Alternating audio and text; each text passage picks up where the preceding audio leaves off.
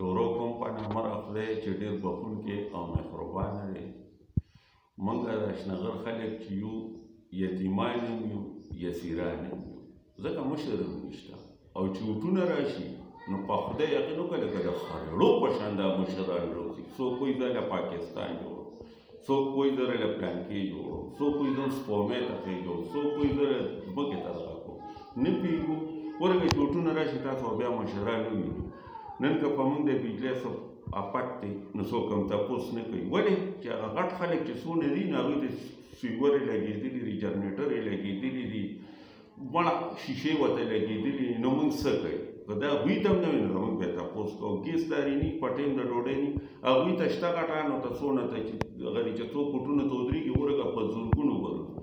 نن دارې 4000 سیټه راوتي دي، د 400 کې د ماته څوک یو وښیي یو چې یو سیټ یې پکې 400 له ورکړی، خو د تپوس هم څوک نشته.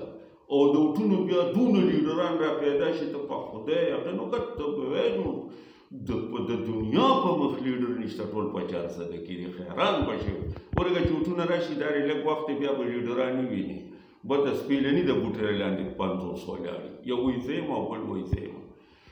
او اوس هم څوک دا تپوس نه کوي چې لکه 4000 سیټه راوتل په 4000 کې دا خو ټول 10 ضلعې دي 2 نو په دې کې زموږ به څونه رسي؟ څوک هم دا نه وایي چې لکه ولې زموږ د 400 کې څه چل دی. دا بله ورځ چې دا کم څونه دا خلک چې مړه شوه بله ورځ په پولیس ریډ کې تاسو د 400 مړي په کوم شمېره چې دی کې 400 څونه شوي نو چې مرمه نو خیر دی، خو د هغه مړي په بدل کې راله هم سیټ نه راکوي چې لکه دونه مړه شوي دی را دونه بله درکړو، نه هغه هم نشته.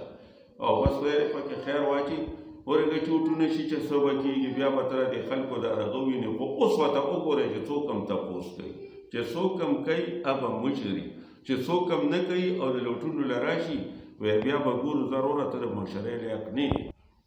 نو دا 4000 سیټه چې دي 4000 د کانسټیبل د اسپایانو دا روتې دي، خو د 400 د سړي پکې نصیبه نشته. که په هر څه کې خو د 400 څوک نوم نه علي، بس ټول لوټ لپاره ته ډېر پهلوانان دي. بس راځي او وایي جلسه د 400 کې که د اردو د قاضي کې د تیر نه راځي او که د پنجاب نه راځي او که د سند نه راځي او که بلوچستان نه، بس مرکز یې 400 وي. خو بیا د تپوس څوک نه کوي چې هلکه د 400 والو آخر څه ګناه کړې ده.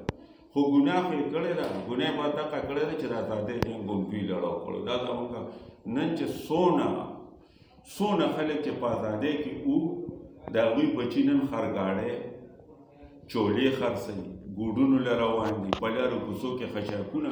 چې کوم سړی خرګاډۍ ته ناست وي وایي دا دغه سړي زوی ناصر یې چا چې موږ ازاد کړي یو، چې چولې خرڅوي وایي دا هغه ناصر زوی دا هغه دی، که په لار کې پوستکي راټولوي وایي دا هغه دی. او چې کوم په غټو ګاډو کې ناست وي نو قرآن درته خورم چې دا د انګرېز مارک زمونږ څوک تپوس نه کېږي. نه 4000 سیټو کې د پولیس دی کې لیکن اوس زمونږ نصیبه نشته د 400 والو.